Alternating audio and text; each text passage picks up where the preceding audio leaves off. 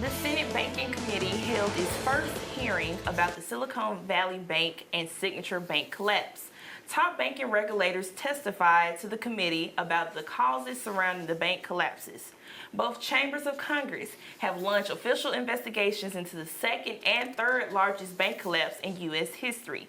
SVB collapsed after depositors tried to withdraw $100 billion in a single day. Federal Reserve Vice Chair Michael Barr says the bank knew the risks they face and failed to act accordingly. This is a textbook case of bank mismanagement.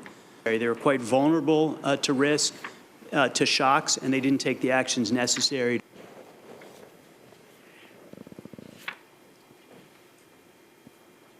Some lawmakers are now calling for further action by regulators to prevent a future banking crisis.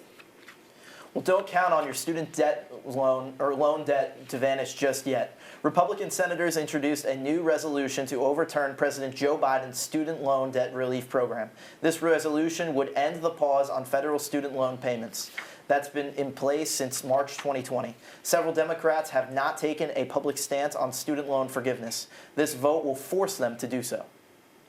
The Supreme Court will issue its ruling on student loan forgiveness this summer. And if you are concerned about the baby formula shortage, the Food and Drug Administration has a plan to prevent another one from happening.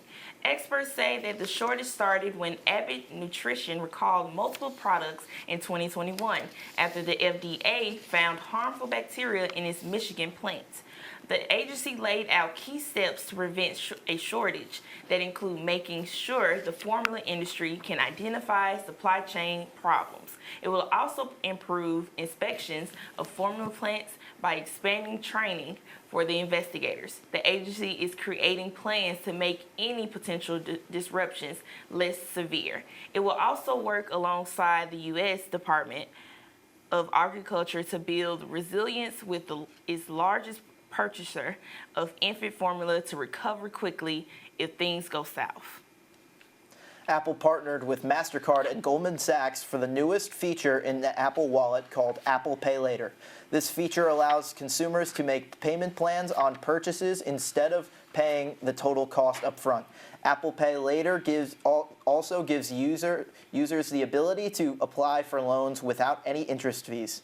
Apple claims using the new wallet feature does not impact your credit. Employees are concerned after Disney announces new initiatives for staff. We'll tell you why. And if you ever had to deal with rude passengers on your flight, stay tuned to find out how a new act can make flying more enjoyable.